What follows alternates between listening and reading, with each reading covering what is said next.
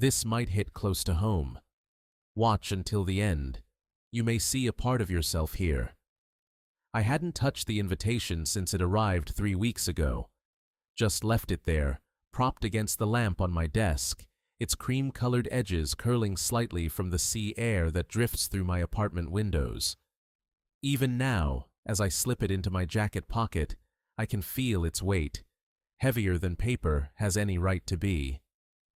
My name is Jonas Mercer, and today I am attending my daughter's wedding, uninvited. Well, technically, I was invited. Then, uninvited. The call came yesterday afternoon as I was pressing my only decent suit, the iron hissing against the fabric like judgmental whispers. Jonas.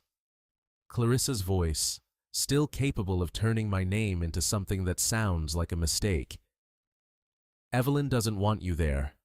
I thought you should know before you embarrass yourself by showing up. 20 years divorced, and she still knows exactly how to slide the knife between my ribs, right into that soft spot where I keep what's left of my dignity. I didn't argue. What would be the point? I simply said, "I understand," and hung up. I continued pressing my suit. The Cliffside Manor looks exactly as it did when Clarissa and I scouted it for our own wedding, back when we were young and I still believed in forever. Grand, imposing against the gray autumn sky, windows tall enough to make a man feel small before he even steps inside. The ocean crashes against the cliffs below, a constant reminder of things being worn away. I park my car far from the entrance, away from the gleaming vehicles with ribbons and flowers. I don't belong among them. A gust of wind sends golden leaves scattering across the gravel, and I watch them dance as I sit, engine off, gathering whatever courage I have left. I'm not sure what I'm doing here. Pride would say, stay away. But there's something that pulls harder than pride, something that has kept me awake these past weeks, staring at that invitation. Maybe it's just that I need to see her, even from a distance. My Evelyn, my little girl in white, the memory rises unbidden. Evelyn at 7, sitting beside me at the piano, her small fingers stretching to reach the keys as I guided her through her first melody. "Like this, Daddy?" she'd asked, her concentration absolute, a small furrow between her brows that was all Clarissa. "Yes, Songbird," I'd told her, "just like that." I step out of the car, my shoes crunching on the gravel. The walk to the manor feels endless, but I don't go inside. Instead, I find a stone bench overlooking the water, positioned just out of the main path, but with a clear view through the tall windows. Here, I can be invisible, but still present. The perfect compromise for a man who spent years perfecting the art of emotional invisibility. Guests stream past me in bright colors and dark suits, laughter trailing behind them like perfume. Some faces I recognize, old friends, Clarissa's family, even a few of my former students. None stop to acknowledge me. I wonder if they've been warned, or if I've simply become that forgettable. My phone vibrates. Franklin's name lights up the screen. My oldest friend, perhaps my only one these days. "You there?" he asks, without preamble. "Outside." "She call you?" "Clarissa did. Said Evelyn doesn't want me." A heavy sigh crackles through the speaker. "You believe that?" My eyes drift to the windows, where shadows move behind the glass. "Doesn't matter what I believe. It's the only thing that matters, Jonas." Franklin's voice softens. "Sometimes showing up is louder than speaking. You're her father. Be there, even if it's just outside on that damn bench I know you're sitting on." I almost smile. Franklin knows me too well. "I'll call you after." "You better." After hanging up, I pull out the small leather journal I've carried for years. Its pages are filled with unfinished thoughts, fragments of melodies, scraps of poetry that never quite found their form. I begin to write, not knowing exactly what I'm trying to say, only that I need to put something down. Words have always failed me when I needed them most, but maybe here, alone with the wind and the distant sound of celebration, I can find the right ones. The memories flood back as my pen moves across the page. Evelyn, at 12, the year after the divorce, still coming for her piano lessons every Saturday. How she'd sit stiffly at first, as if afraid to relax into the music, into our time together. But by the end of each session, she'd be laughing, showing me the pieces she'd been working on, her talent already outshining my teaching. Then Clarissa moved them 40 miles away. The lessons stopped. Weekends became monthly visits, then sporadic calls. After Evelyn turned 16, even those dwindled. I told myself it was normal. Teenagers have their own lives. But I knew. I had let it happen, retreated into silence rather than fighting the slow erosion of our relationship. And hovering around it all, the shadow that neither of us could step out from under. Andrew, my son. The child we lost before he ever really had a chance to live. His death changed everything, changed me. I couldn't bear the weight of Clarissa's grief alongside my own, and so I withdrew. Typical Jonas, she'd say during our last terrible fights, always hiding inside yourself when things get hard. She wasn't wrong. The music starts inside, muffled but unmistakable. Classical strings. Evelyn always loved Pachelbel. I close my eyes and can almost see her walking down the aisle, 26 now, and, from the few photos Franklin has shown me, even more beautiful than her mother was at that age. I wonder if she's nervous, if her hands are trembling slightly, the way they used to before recitals. I wonder if, even for a moment today, she's thought of me. A movement catches my eye, someone standing at one of the windows, looking out. For a brief, heart-stopping moment, I think it might be her. But no, it's a silhouette too tall, too broad. Probably the groom, this Michael I've never met. The man who will know my daughter in ways I never will, who will stand beside her through whatever life brings. I hope he's worthy of her. I hope he sees how extraordinary she is. The wind picks up, carrying the salt spray from below. I pull my jacket tighter and return to my journal, but the words won't come anymore. Instead, I find myself sketching music notes, the beginning of the lullaby I wrote when Evelyn was born. I used to play it every night as she fell asleep, and on the weekends after the divorce, she would still ask for it. "Play my song, Daddy," she'd say, and for those few minutes, nothing was broken. I don't know when she stopped asking for it. I don't know when I stopped offering. Time passes strangely as I sit there, caught between memories and the present moment. The ceremony must be over now. I can hear the shift in the music, something livelier. Celebration beginning. I should leave. There's no reason to torture myself further with what I cannot have. I stand, tucking the journal back into my pocket, and cast one last look at the manor. It's time to accept what I've known for years. I am a footnote in my daughter's life now, not a chapter, not a presence. But as I turn to go, I notice someone walking quickly toward me. A young man with a camera hanging around his neck. The photographer, I realize. Liam, I think his name is, from the information on the invitation.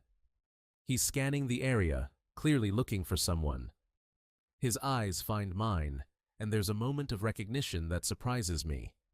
He changes direction, walking straight toward me with purpose.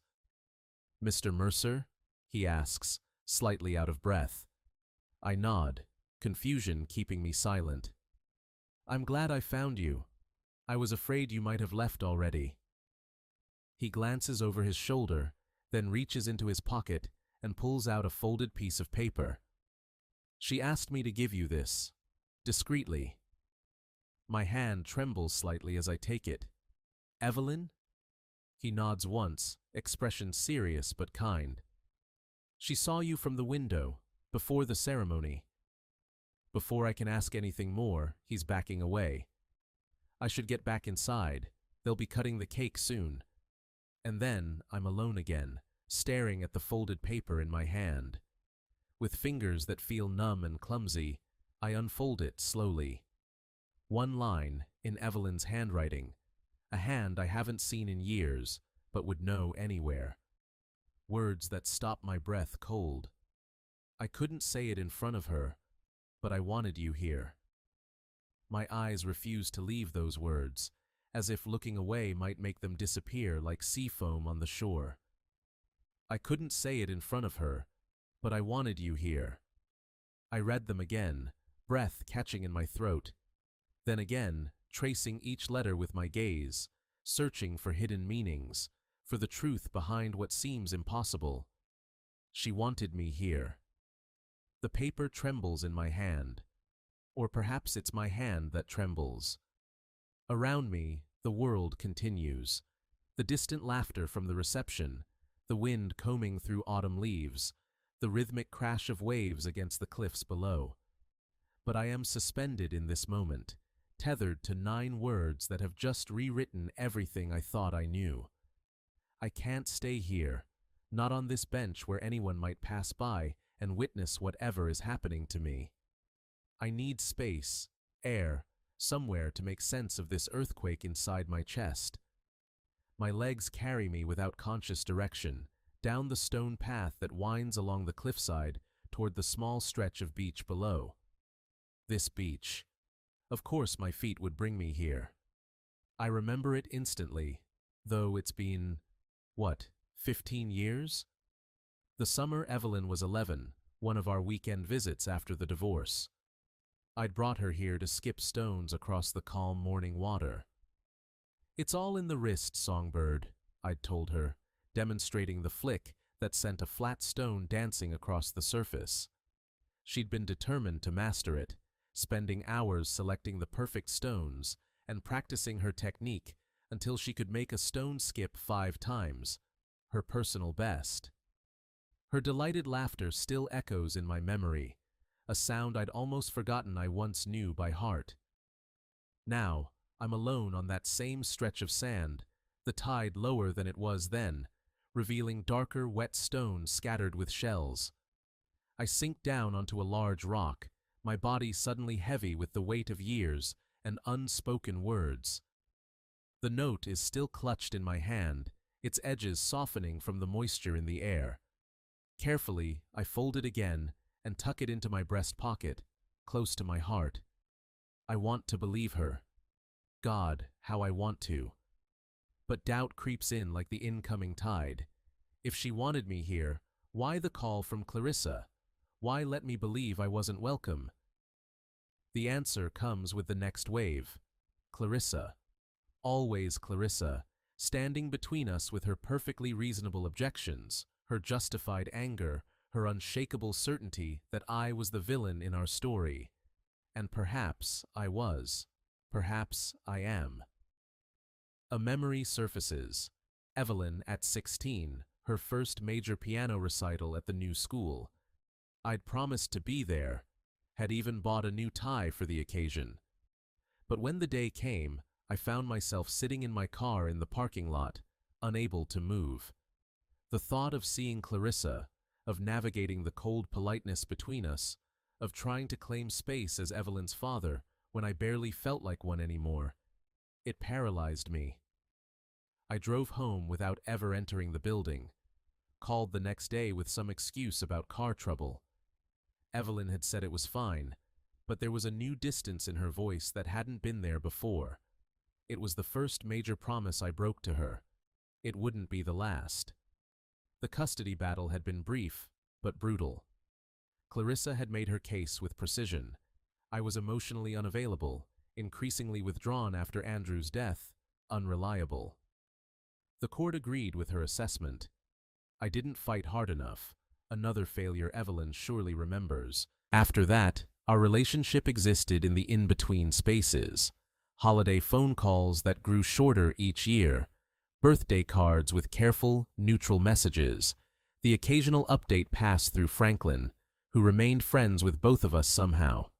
When she went to college on the other side of the country, even those tenuous connections began to fray. I told myself it was the natural way of things, that she had her own life now, that perhaps it was better this way, less painful for both of us. I was lying to myself, of course. What father doesn't know when he's lying to himself about his child? The salt air fills my lungs as I take a deep, shuddering breath. I reach for my phone and scroll to the music library. There, still saved after all these years, Evelyn's Lullaby. My fingers hover over it for a moment, before pressing play. The notes drift out, lonely and beautiful in the empty air. My own playing, recorded years ago at Franklin's insistence. She might want it someday, he'd said. I never asked if he'd given it to her, never had the courage to know if she'd refused it. As the melody winds its way toward the familiar resolution, I realize I'm crying. Not the dramatic sobs of movies, but the quiet, steady tears of a man who has carried grief for so long he's forgotten the shape of joy. They fall unchecked onto my suit jacket, the jacket I pressed despite knowing I wouldn't be welcome. Except I was. She wanted me here. Why didn't she tell me herself? The question circles like a gull, persistent and unanswerable. Or maybe the answer is the simplest one. She couldn't. Not with Clarissa there, maintaining her careful control over the narrative of our family. Not with years of practiced distance between us. Perhaps this note, passed secretly through a stranger, was all she could manage. And perhaps it's more than I deserve. I dial Franklin's number. He answers immediately. "You still there?"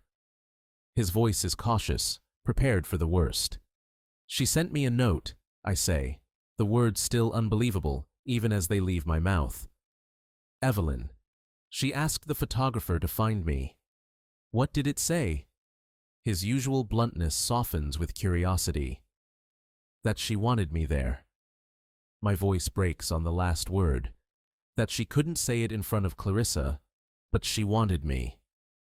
The silence on the other end stretches for several heartbeats. "You know what this means, don't you?" Franklin finally says. "What?" "It means you've been hiding from a ghost, Jonas. All these years thinking she didn't want you in her life. It was never true. It was just easier to believe than to fight." His words land like stones, heavy and undeniable. He's right. Of course he's right. I've spent years convincing myself that my absence was Evelyn's choice, when really it was mine, my retreat, my surrender. "What do I do now?" I ask, suddenly aware of how small my voice sounds, how lost. "That depends," Franklin says. "Are you finally ready to be her father again? Really be her father, not just in name, not just in memory?" The question hangs between us, demanding an answer I'm not sure I have. Being a father means being present. It means fighting for your place, even when it's uncomfortable, even when it hurts. It means showing up not just in body, but in heart and soul. I've failed at all of those things, but that note in my pocket says maybe, just maybe, it's not too late. "I don't know if I know how anymore," I admit. "Nobody does," Franklin replies with unexpected gentleness. "But she's giving you a door, Jonas. A small one, but it's there. The question is whether you're brave enough to walk through it." After I hang up, I sit for a long time, watching the waves reshape the shoreline. Each one erases what came before, leaving new patterns in the sand. Nothing permanent, nothing fixed. Just constant motion, constant change. The tide comes in. The tide goes out. But the ocean never stops trying to reach the shore. The sun is lower now, casting long shadows across the beach. The wedding reception must be in full swing. I imagine Evelyn dancing with her new husband, surrounded by friends and family, smiling for photographs that I'll never see. Did she wonder if I received her message? Did she look for me again at the windows? Does she believe I've walked away, continuing the pattern we've both played our parts in for so long? I can't walk away. Not this time. Not after knowing. I pull out my journal again, turning to a fresh page. The words won't come at first. They never do when I need them most. But I keep the pen to the paper, waiting, trusting that eventually they will find their way. And they do. Not many, but enough. Just as I'm finishing, I notice a weathered piece of sea glass half buried in the sand near my feet. Pale blue, the color of Evelyn's eyes. I pick it up, smooth it between my fingers like a talisman, then tuck it inside the folded journal pages. Slowly, I make my way back up the path to the stone bench where I sat earlier. The sun is setting now, painting the sky in watercolor hues of pink and gold. The reception hall glows with warm light, music and laughter spilling from open doors as guests step out for air or a cigarette. I place my journal on the bench, the pages folded just so, my message visible without being obvious. On top, I leave the piece of sea glass to keep it from blowing away. Perhaps she'll come looking for me. Perhaps the photographer will find it and know who it's meant for. Perhaps it will sit there until the cleaning staff clears it away tomorrow morning, and my words will be lost to the wind and the waves. I have no control over what happens next. I can only leave this small offering and hope that somehow it finds its way to her. I take one last look at the hall, at the celebration continuing without me, and then turn toward the parking lot. But I don't leave town. Not yet. Instead, I drive to the small inn on the edge of town where I've been staying. Tonight, I'll wait by the phone. Tomorrow, I'll wait by the sea. For the first time in years, I have something to wait for. Healing starts with knowing someone else has been through it too. 3 weeks have passed since I sat on that stone bench, since I placed my journal there with a piece of sea glass and a fragment of my heart, since I drove back to my quiet inn room and waited by a phone that never rang. 3 weeks of returning to the rhythms of my life, teaching piano to reluctant children and the occasional passionate teenager, walking along the shore each evening, letting the waves wash away expectations. 3 weeks of wondering if my words ever reached her. I didn't stay in that coastal town past the next morning. There seemed little point in lingering where I clearly didn't belong. Instead, I drove home with the windows down, letting the cold air scour away my disappointment. Not in Evelyn, never in her. In myself, perhaps. In the situation. In the years wasted that can never be reclaimed. My apartment welcomes me back with its familiar silence. The upright piano in the corner, the books lining the walls, the view of the small park across the street, where seasons change with reliable certainty. Autumn is deepening now. The maples have turned crimson, their reflections burning in the pond water. I've always found comfort in this place, in its orderliness, in the absence of surprises. Now I wonder if I've merely hidden here, creating a life so contained that there's no room for disappointment or for hope. I finish my evening cup of tea and prepare for bed when there's an unexpected knock at my door. Visitors are rare for me, especially at this hour. For a wild moment, my heart leaps. But no, it wouldn't be her. She doesn't even know where I live now. It's just the evening delivery. A package, rectangular and lightweight, wrapped in brown paper with my name and address, written in unfamiliar handwriting. I carry it to my desk, turning it over in my hands before carefully removing the wrapping. Inside is a slim box, and inside that, 2 things: a photograph and a CD in a clear case. The photograph catches my breath in my throat. It's Evelyn on her wedding day, radiant in white lace, her dark hair falling in waves around her shoulders, so like her mother at that age it makes my chest ache. She's looking slightly away from the camera, her smile soft and real. And there, tucked into her bouquet of white roses, barely visible unless you know to look for it, my journal. The corner of it, peeking out from between the flowers, just enough to be recognized. She saw it. She found it. She kept it. With trembling fingers, I opened the CD case. There's no note, no explanation. Just a silver disc with a single word written on it in black marker. Lullaby. I slide it into the ancient player I've kept all these years, one of the few pieces of technology I bother with. After a moment of whirring, music fills the room. Piano notes, hesitant at first, then gathering confidence. My lullaby, the one I wrote for her as a baby, the one I played for her night after night, the one I recorded years ago. But this isn't my recording. This is Evelyn playing. I sink into my armchair, overwhelmed by the sound. She's transformed it. Where my version was gentle and straightforward, hers has depth and complexity I never imagined. She's added minor harmonies that create tension before resolving back into the familiar melody. She's slowed the middle section, giving weight to notes I hurried through. She's made it simultaneously hers and still mine, a conversation between us in the language we've always shared most fluently. As the final notes fade, I realize I'm weeping again.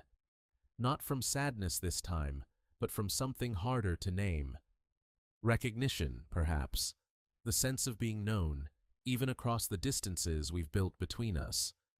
She heard me. In her own way, she answered. The next day, I receive a letter from Franklin. He mentioned seeing Evelyn recently. Ran into her getting coffee downtown, he writes, in what I suspect is a carefully casual phrasing that hides a more intentional meaning. She asked about you, wanted to know if you're still teaching, still playing. I told her about that talented girl in your Thursday slot, who reminds me a bit of her at that age. She smiled at that. Small things, ordinary questions. But in them, I hear the tentative exploration of a path that might, someday, lead back to something like a relationship. Later that week, I sit at my desk with a blank piece of stationery before me. I've started and discarded a dozen letters already, each one feeling either too much or not enough. How do you compress decades of absence into words on a page? How do you acknowledge hurt without reopening wounds? How do you say, "I'm sorry," when the transgression is as vast as time itself? In the end, I write simply and truthfully. Dear Evelyn, I heard your music. You've made the lullaby more beautiful than I ever could. That's how it should be. Children taking what parents give them and transforming it into something entirely their own. There were words in my journal that day on the bench, words I hope you read. If not, they were these. The silence between us was never absence of love. It was the noise of my own fear, drowning out what mattered most. Thank you for the photograph. Thank you for the music. Thank you for seeing me when I had convinced myself I was invisible. Your father, Jonas. I addressed the envelope to the return address on the package she sent. Then I walked to the post office and mail it myself, resisting the urge to take it back and rewrite it yet again. Imperfect words are better than perfect silence. That's something I'm still learning. Thursday afternoon brings Emma, my most promising student, a serious 13-year-old with a gift for interpretation that exceeds her technical skills. We're working on a Chopin nocturne that she's been struggling with for weeks. I just can't get it to sound right, she says, frustration evident in the tightness of her shoulders. The notes are all there, but it doesn't sound like it matters, I suggest. She looks up, surprised. Yes. Exactly, it's just notes. I consider how to explain. In the past, I might have focused on technique, on dynamics, on the mechanics of drawing emotion from the keys. But today, I think of Evelyn's version of my lullaby, how she made it speak with her own voice while honoring its origins. Music isn't in the notes, I tell Emma. It's in the spaces between them, in the choices you make about those spaces. How long to hold this note, how quickly to move to the next, how to let one sound fade as another is born. I move to the piano and demonstrate, playing a phrase with subtle variations. You can play exactly what's written and still say nothing, or you can find the voice within it, your voice, and suddenly, it speaks. Emma watches intently, nodding slowly. How do I find my voice in it? By remembering that every piece of music is a conversation, I say. Chopin is talking to you across centuries. What do you want to say back to him? What do you want the person listening to hear? She considers this, then plays the passage again. It's not perfect, but there's something new there. A tentative exploration, a questioning, the beginning of a voice. Yes, I say quietly. Just like that. As she continues practicing, I glance at the photograph of Evelyn I've placed on the bookshelf. Not the wedding photo, but an older one from when she was about Emma's age, sitting at this very piano. I've spent years trying not to look at it directly, as if it might burn like the sun. Now I allow myself to take it in fully. Her serious expression, the slight tilt of her head as she concentrates, her hands positioned with the careful precision I taught her. I wonder what she would think of my teaching now, if she would recognize the father who once guided her fingers across the keys. I'm not the same man. Grief and regret have reshaped me, but perhaps not entirely for the worse. There's a patience in me now that wasn't there before, a willingness to listen that I lacked when it mattered most. Weeks pass. The season shifts deeper into autumn, then stands on the threshold of winter. I haven't heard from Evelyn again, but I didn't really expect to. These things take time, if they happen at all. The single gesture she offered, the photo, the music, is more than I had any right to hope for. It exists as a point of light in the darkness between us, neither promise nor rejection. Simply acknowledgement. Then, on a gray Tuesday morning, my phone rings with a number I don't recognize. Mr. Mercer? A male voice, vaguely familiar. This is Liam Archer, the photographer from Evelyn's wedding. I hope you don't mind me calling. Evelyn gave me your number. My heart quickens. No, not at all. Is everything all right? Everything's fine, he assures me quickly. It's just, Evelyn and Michael are visiting town next weekend. She's giving a small piano recital at the community center on Saturday evening. Nothing formal, just a favor for her old music teacher who runs the youth program now. The information washes over me like a wave, leaving me momentarily speechless. She asked me to call you, Liam continues into my silence. She thought, well, she said you might want to know. An invitation. Not written, not direct, but an invitation nonetheless. Thank you, I managed to say. What time? 7 o'clock. It's open to the public, but I can save you a seat toward the back if you'd prefer. The back. Where I can observe without being observed. Where I can leave quietly if it becomes too much. He understands, this young man who has somehow become a bridge between Evelyn and me. That would be kind, I tell him. Please thank her for thinking of me. After we hang up, I sit at my piano and begin to play. Not Evelyn's lullaby, not yet, but a piece I haven't touched in years. Bach's Prelude in C major, with its steady, flowing arpeggios that create a current to carry the listener forward. It was the first piece I taught Evelyn that made her truly fall in love with classical music. It sounds like water, she'd said then, her small face alight with discovery.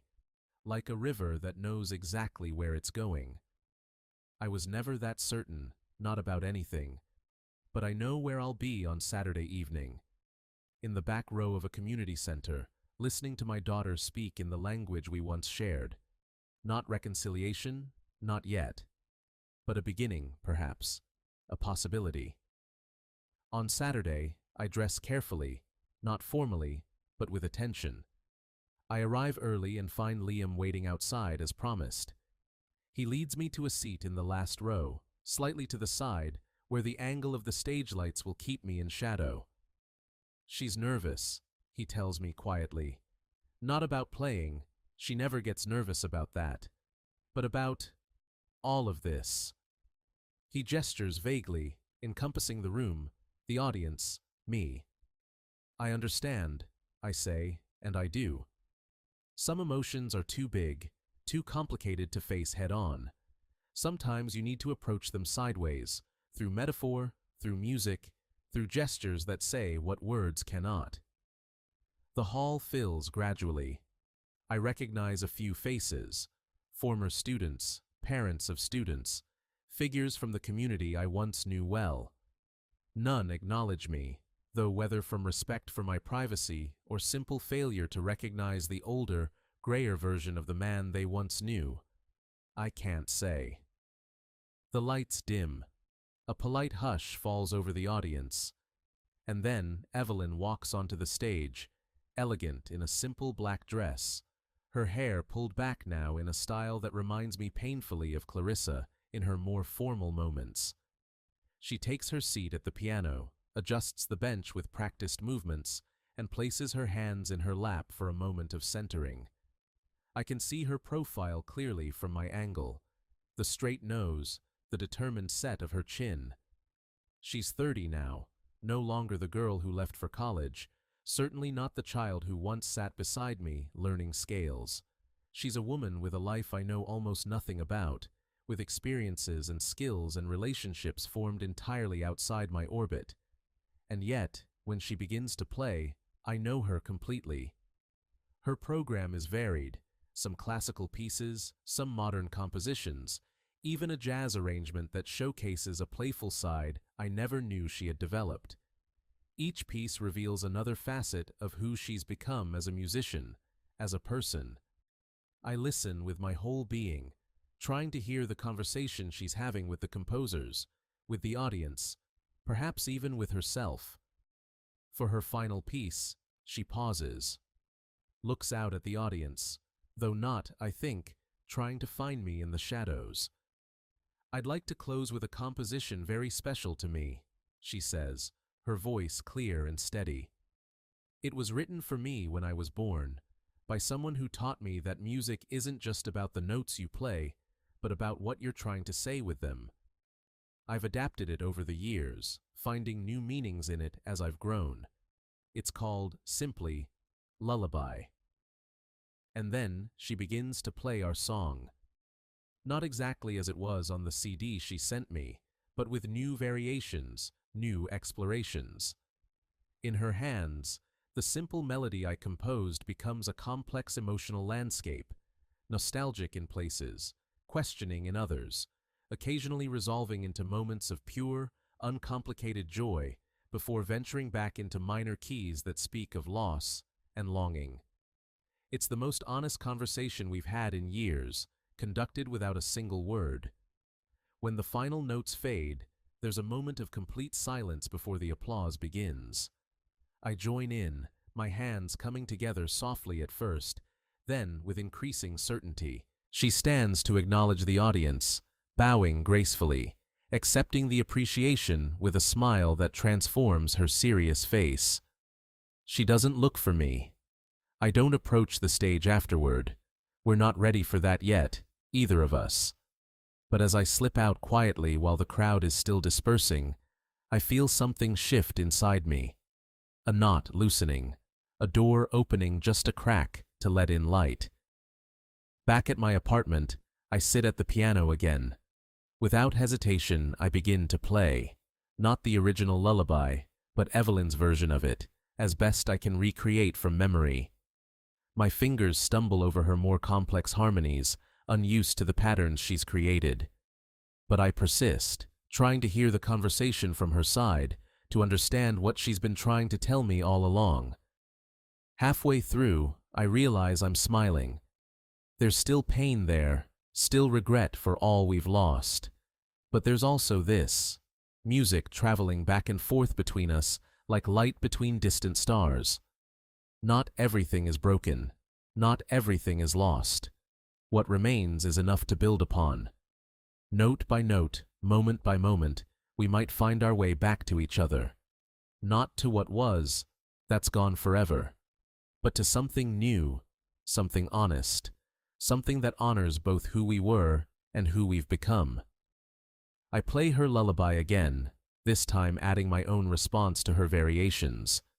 A musical letter I may someday be brave enough to record and send to her. For now, this is enough. Knowing she wanted me there. Knowing she heard me. Knowing that across silence and years and the words we never found, some essential connection remains, bent and weathered like sea glass, but unbroken. I play until dawn begins to lighten the sky, until my fingers ache with the effort of saying everything words never could.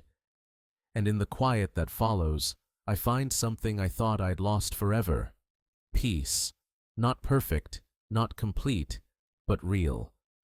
Like fragments of sea glass tumbled smooth by time and tide, what remains between us may be smaller than what once was whole. But it catches the light, it holds beauty, it endures. And for now, that is enough.